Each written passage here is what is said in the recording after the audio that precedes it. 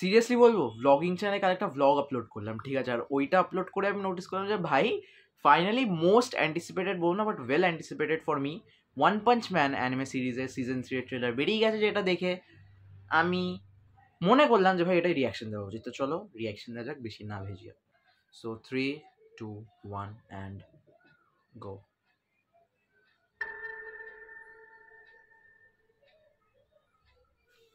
One Punch Man。リミッターが外れていた。どんなに努力を重ねても生物の成長には制限が設けられている。強力すぎる力は持ち主に負担がかかり不具合を生じさせる、あるいは品性を失った怪人のように暴走を起こすこともある。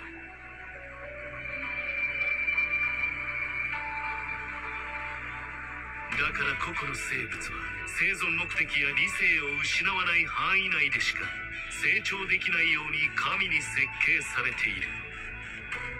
それがリミッターだ。だが彼は違った。 We know he's different, 平 man. 凡な出生、平凡な生活、何の素質も持たないただの一般人。それが努力のみで限界の扉をこじ開け、リミッターを破壊した。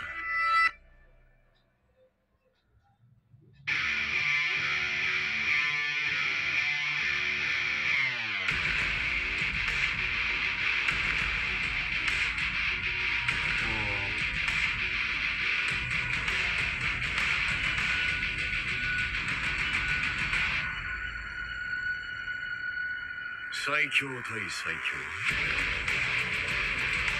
Bro! ワンパンマン第3期制作進行中。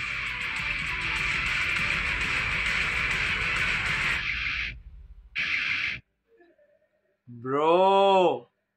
Like, I really hope এই অ্যানিমেটা ফল 2024 এ চলে আসে ভাই।